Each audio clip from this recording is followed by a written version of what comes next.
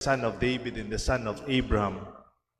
Abraham became the father of Isaac, Isaac the father of Jacob, and his brothers Judah became the father of Perez and Zerah, whose mother was Tamar. Perez became the father of Esron, Esron the father of Ram, Ram the father of Aminadab, Aminadab became the father of Nahshon, Nahshon the father of Salmon, Salmon the father of Boaz, whose mother was Rahab. Boaz became the father of Obed, whose mother was Ruth. Obed became the father of Jesse, Jesse the father of David the king. David became the father of Solomon, the mother thus been to the wife of Uriah. Solomon became the father of Rehoboam, and Rehoboam was the father of Abihad. Abihad the father of Ashap. Ashap became the father of Jehoshaphat, and Jehoshaphat the father of Joram. Joram the father of Uzziah. Uzziah became the father of Jotham, and Jotham the father of Ahaz. Ahaz was the father of Hezekiah. Hezekiah became the father of Manasseh. Manasseh the father of Amos. Amos the father of Josiah, and Josiah became the father of Jehoiakim and his brother at the time of the Babylonian exile. After the Babylonian exile, Jehoiakim became the father of Shealtiel, and Shealtiel became the father of Zerubbabel. Zerubbabel the father of Abiud. Abiud was the father of Eliakim. Eliakim was the father of Azor, and Azor became the father of Zadok. Zadok became the father of Achim. Achim became the father of Eliud. Eliud became the father of Eleazar. Eleazar became the father of Matan. Matan the father of Jacob. Jacob the father of Joseph, the husband of Mary. Of her born Jesus, who is called the Christ. Thus, the total number of generations from Abraham to David is 14 generations. From David to the Babylonian exile, 14 generations. And from the Babylonian exile to the Christ, 14 generations. My dear friends, the Gospel of the Lord. Praise to you, Lord Jesus Christ.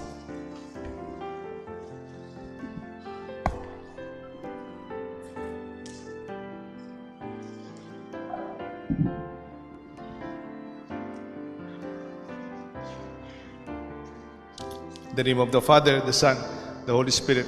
Amen. Kumusta na po kayo? Kumusta na po kayo? Ako rin po. So far, so good. Second evening. And let us look into our family. I'd like to reflect on healing the family tree. The family tree of Jesus is quite a colorful narration of many names. There are kings, there are prophets, and there are also sinners in that family. And yet, through them, the Savior was born. God can really write straight in crooked lines.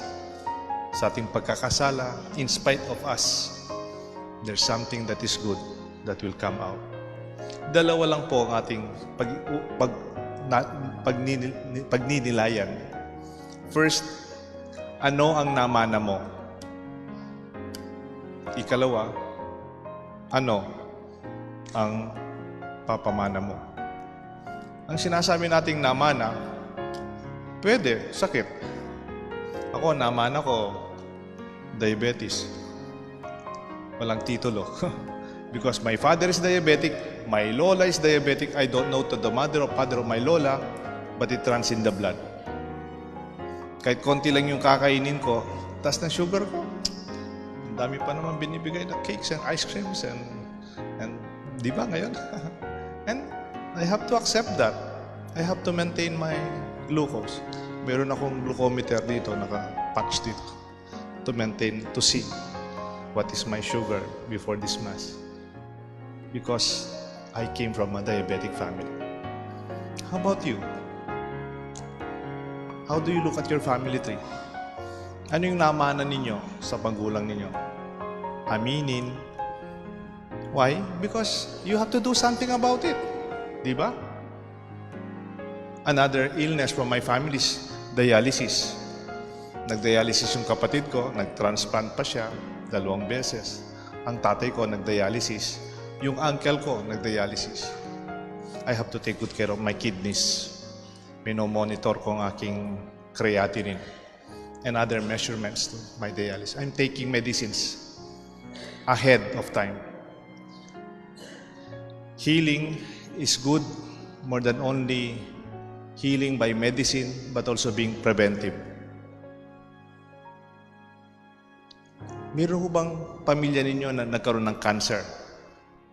Yeah, wag po tayo. Kasi kung minsan ayaw natin pag-usapan, and then, nandyan na. But we can be looking forward to test whatever is good to be able to prevent it. Marami na pong mga doktor ngayon, mga magagaling na nurse at saka medicine na we can do something about it. I'm not saying we will live forever, but at least we can avoid early illness. We can enjoy life better for more years to come. Binibiro ko ang mga taga-Sapang Bato sa parokya namin. Ako nagbi-bless ng mga namatay. Ako rin nagawa na may sakit. Sabi ko sa mga taga-Sapang Bato, ang sakit ng mga taga-Sapang Bato. Hindi, totoo. Kasi napaka-subtle. Yung kakain ka ng meat na red meat, is very accessible na ngayon. And then the junk food that we eat, sabi nga nung nabasa ko, the more ingredients, the more unhealthy it will be. Tama? Kasi yung pinaka-plain, tignan nyo, ano yung kinakain yung walang ingredient? Bayabas, walang ingredient yan, di ba? Gulay. You just eat it as it is. The better. Pero pag maraming concoction na maraming masarap kasi, siyempre. But sometimes, nahihirapan i-process ng katawan natin yan. I'm not a doctor, by the way. I'm not lecturing you. Ako kasi may sakit. Na-stroke na po ako. I go to my doctor faithfully. Kagabi, kahit gabi na, nagpunta pa ako sa Mercury Drugs just to make sure I have the medicine for today. I respect the wisdom of medicine. But I also believe in God.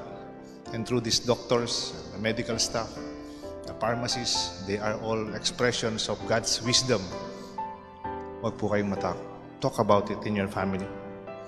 Meron bang na heart attack sa inyo? Ang nanay ko, my mother's side, halos mga uncle ko, ang nanay ko na lang natira sa mga magkakapatid 7. Ang mga uncle ko, napansin ko, heart attack.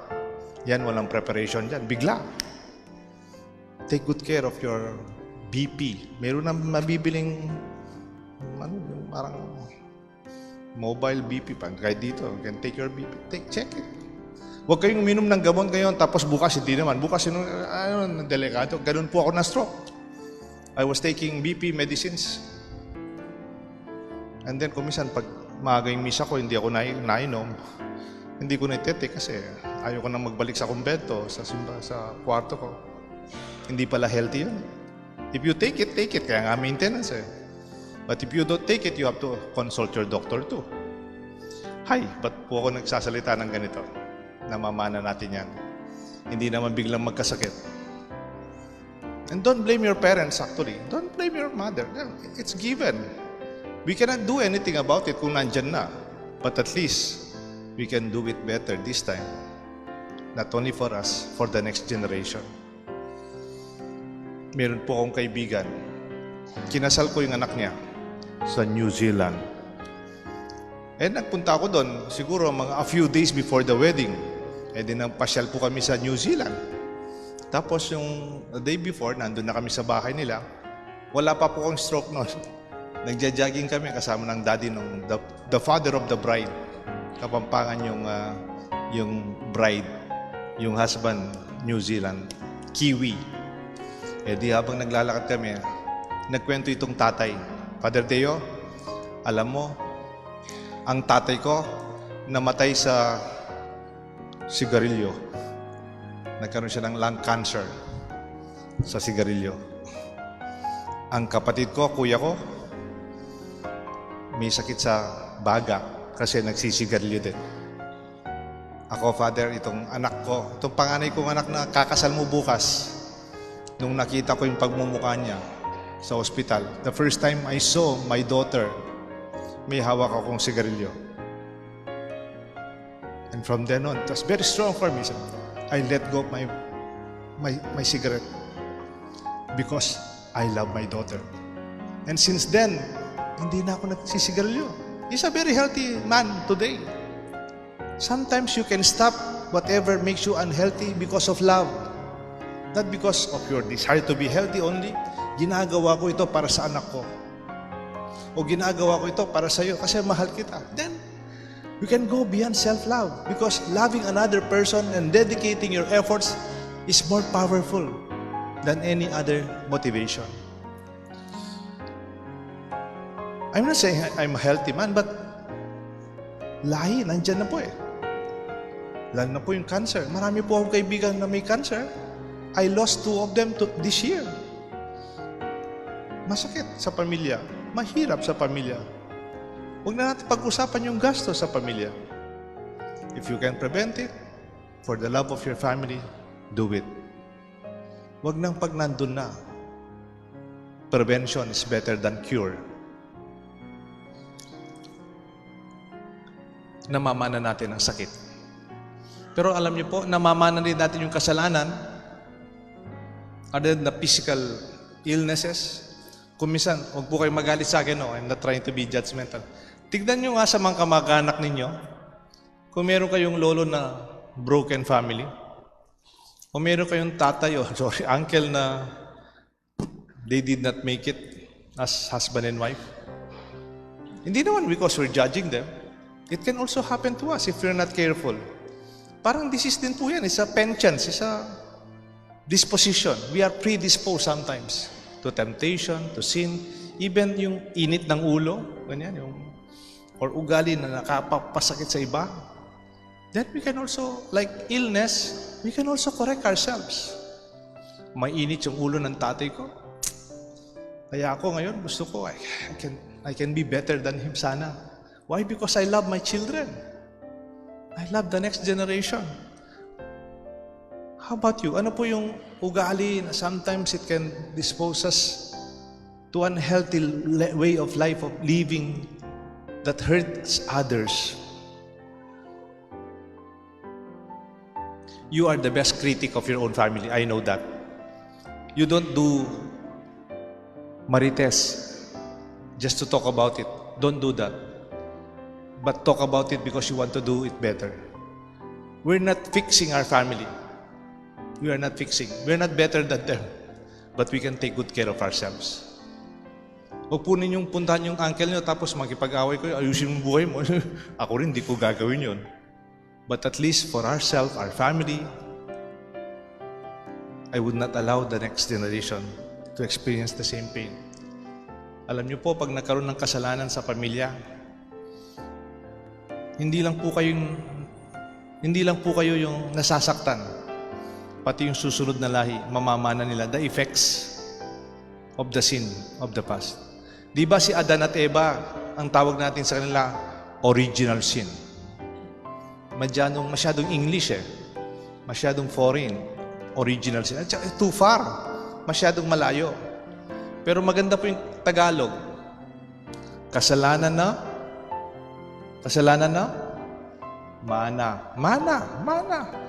Yung kasalanan ni tate, kasalanan ni uncle, kasalanan ni lolo, tayo. Kasi masyadong malayo si Adan at Eva eh. Malayo masyado yung apple at saka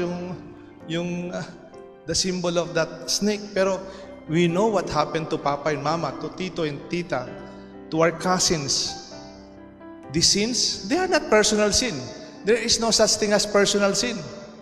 Your sin will always affect and cause pain to your most immediate family. Tignan po ninyo, the deeper the love, the deeper the pain. Yung pinakamahal mo, siya rin ang nagbibigay ng sakit ng loob sa iyo. Kasi mahal mo siya eh. Eh kung may isang tao hindi mo naman talaga mahal, medyo magalit ka siguro, kaya maawa ka. But pain is only experienced when you love the person. That's why we avoid sin, not because we want to be holy or moral or better than others, no. Because we don't want to hurt them. Pag may nagawa tayong hindi tama, matatamaan yung mga bata. Mamamana nila yung kasalanan natin. Minsan wala na tayo, they still suffer. Alam ko po yan. Minsan yung in-interview namin sa kasal, kakasal na lang, nahihirapan pa silang mag-commit kasi they did not see commitment from their parents. How can you do commitment when you did not experience in your family? How can you love your wife if you don't even experience love from your parents? That's why we're doing this not for us, for the next generation. Ano kaya ang papamana natin? Yes, we talked about the family of Jesus. It was not perfect, and so it is ours too. It's never perfect. But the prayer of Pope Francis is about the healing of family through forgiveness. Sabi ni Pope Francis, I would not get the original material. It is a prayer attributed to Pope Francis. Sabi niya, there are no perfect families, no perfect mother, no perfect father, no perfect children, no perfect husband or wife, no perfect sister or brother. But we only remain as family, not because of our perfection, because of our family to capacity to forgive, to love. When you forgive, you just say, forgive, period, magbago ka na. Sometimes, healing takes time. Parang pag nasugatan ka, ito, mga 1 week po akong merong bandage dito. Nasugatan po ako. Hindi naman meron ako sinuntok. Nakakayaman pong aminin, napaso ako sa oven toaster. Kinukuha ko yung tilapay. Pero, linagyan ko ng gamot. Pero it took time. Ngayon, okay na po, pero meron pa pong scar. Meron pa pong makikita mo pa rin yung sugat. It will remain. Look at the sins that we have committed. And Jesus, in His body, maintained the wounds in His body. Kung meron kayong makitang image ng resurrection and then image of ascension, pumunta na sa langit si Jesus, dala pa na niya yung the scar of our sins. Father, ba't di ko makalimutan ang ginawa ng kamag-anak kong yan? Father, I already forgave but I cannot forget. Gusto ko nang malimut pero naalala. It takes time. You do not say, bukas wala na to. You know that the process of healing is not scheduled. It will happen. And sometimes the scar remains only to remind us of the effects of sin in our life. The stories of our past and the wisdom we get from them. Even the wounds of Jesus brought them back to heaven when He ascended, just for Him to be reminded of the love He forgave. Sana mapamana natin ang grasya at kabutihan. Pamana magkaroon ng lakas, loob at buhay. And this is our prayer, that may we also look forward na mayroon tayong mabuting maiiwan pamana sa susunod nating pamilya. Let us rejoice with our family. Because Christmas is never meaningful without our loved ones. And we are preparing ourselves to a meaningful Christmas as we also prepare ourselves to live a better family life. May God bless us all, the Father, the Son, and the Holy Spirit. Amen.